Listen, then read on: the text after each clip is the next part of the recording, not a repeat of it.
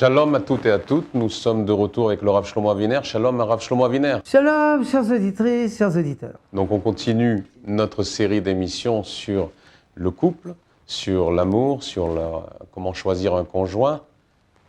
Nous étions arrivés la dernière fois à comment choisir un conjoint, mais une question terrible, Rav Shlomo Aviner. Qu'est-ce que l'amour? Qu'est-ce que l'amour?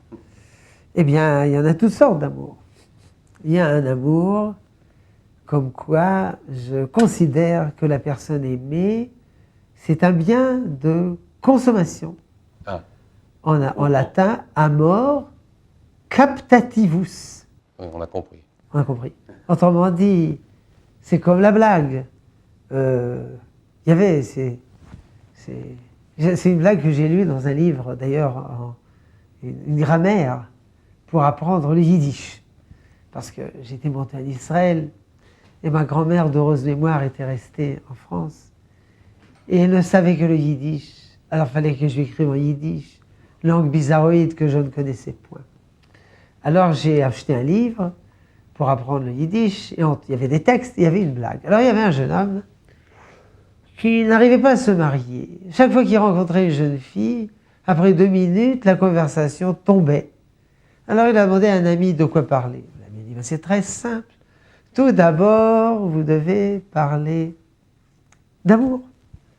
Après, vous devez parler de famille. Directement d'amour. D'abord amour, après des familles. En yiddish, amour, liebe. Après la famille, familier. Et après de philosophie. Philosophier, vous voyez, vous savez déjà le yiddish. Ben, aucun problème. Alors, quand la jeune fille, d'abord, il doit parler d'amour. Mademoiselle, vous aimez les pâtes lustucrues? Il dit, mais qui est-ce qu'il y a en elle, les pâtes lustucrues? Il a fini le premier sujet. Maintenant, famille. Vous avez un frère? Non, j'ai pas de frère. Fini. Fini le deuxième sujet. Troisième sujet, philosophie. Et si vous aviez un frère, aimerait-il les pâtes lustucrues? Voilà, il a fini le troisième sujet. Mais dans cette blague, il y a un profond sujet. À savoir, aimer autrui, c'est pas comme aimer manger des pâtes. Moi, je les aime pas, les pâtes. Je m'aime moi-même. Et lorsque je mange des pâtes, ça me fait plaisir, je jouis. Alors, l'amour captatif, à savoir, le conjoint, c'est un instrument de jouissance pour moi. C'est un objet. C'est une réification de l'individu en face de moi. Et il peut y avoir l'opposé, à savoir, comme quoi, c'est moi qui gomme ma personnalité en face autrui. Amor oblativus. Oblativus. Si quelqu'un est trop amoureux, il s'efface complètement. Je m'efface complètement. Ça aussi, c'est une erreur. C'est déjà mieux. Mais en fin de compte, moi aussi, je suis un être humain. Je ne peux pas m'inclure dans autrui. Donc l'amour, il faut le dire, ce sont 2 êtres qui décident d'être un être, de se fusionner. Comme d'ailleurs au départ, Adam, le premier homme, il était homme et femme à la fois. Et ils se sont séparés, et nous rattachons les 2 moitiés, comme on dit, c'est ma moitié. Ce sont 2 personnes qui décident d'être un. Et évidemment, c'est un travail d'être un par la préoccupation. C'est vrai que je veux avoir du plaisir dans ce mariage, mais je suis également heureux d'en donner à l'autre.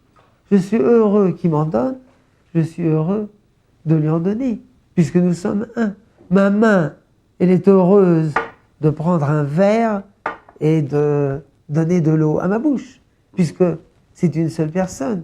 Et ma bouche, elle est heureuse de dire à quelqu'un, attention, tu me fais mal à la main. Donc, ce sont 2 personnes qui deviennent un.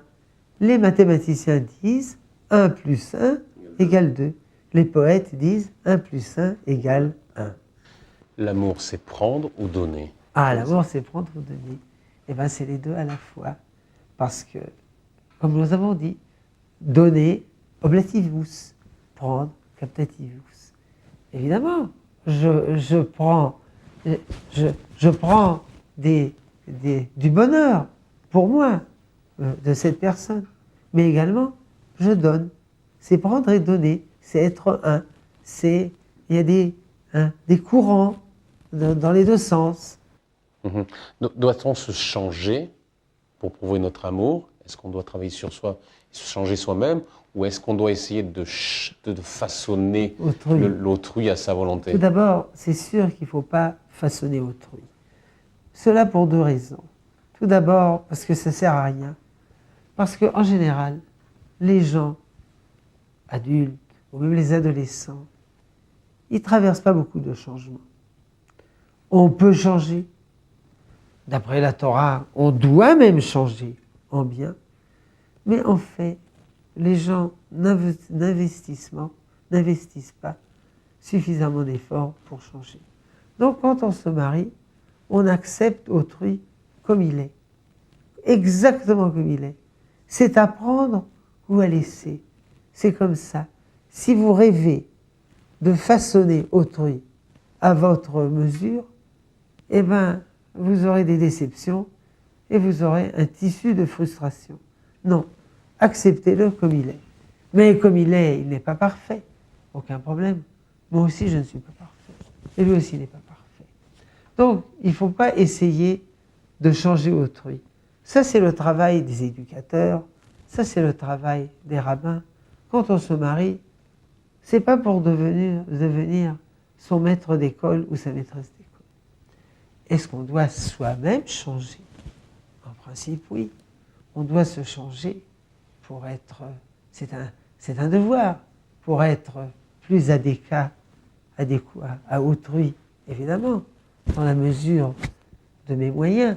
Je dois changer pour être plus proche de Dieu, et je dois également changer pour être plus proche de mon conjoint. Donc c'est tout un travail au fur et à mesure des années. Et justement, beaucoup de couples, avec les années, quand le plaisir, l'entente et disons, le temps, les enfants prennent leur indépendance, etc., à ce moment-là arrivent les difficultés. On voit ça aujourd'hui arriver de plus en plus. À partir d'un certain âge, l'amour s'estompe. Donc quel est le secret sur le long terme sur l'amour? Bon, c'est vrai que l'amour romantique, il s'estompe au fur et à mesure des années. Mais tout d'abord, ce n'est pas forcé qu'il y ait un amour romantique.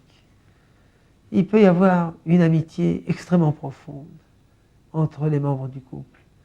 Il peut y avoir une entraide et un dévouement sans pareil, sans qu'il y ait cette émotion profonde. Ça peut se faire.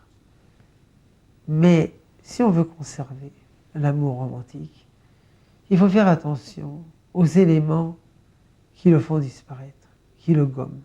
Et en général, ce sont des disputes de rien du tout. Ce sont des bêtises. C'est forcément, il y a toujours des conflits dans la vie de tous les jours. Mais ces conflits, il faut les résoudre. Quand on ne les résout pas, ils s'accumulent.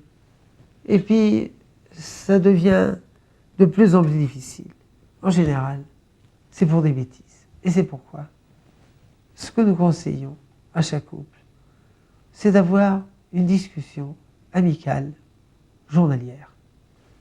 Chaque soir, avant d'aller dormir, on parle ensemble, 20 minutes, des événements de la journée. Non pas le fond, mais la forme. À savoir, ma chère épouse, tu m'as fait remarquer telle et telle chose, tu avais raison, mais tu l'as fait de façon vexante. Bon, excuse-moi, comment aurais-tu voulu que je te le dise? Eh bien, comme ça. Bon, alors on va faire un essai, etc. C'est la discussion journalière qui fait disparaître les tensions qui se sont accumulées pendant la journée. On commence par un événement réussi, on continue par des événements ratés, et on décide comment les faire réussir, et puis après, on termine par un événement qui a réussi. J'estime beaucoup la façon non, tu m'as dit telle et telle chose. Thérapie de groupe avec son épouse, il faut parler. On continue, on en parle encore la semaine prochaine.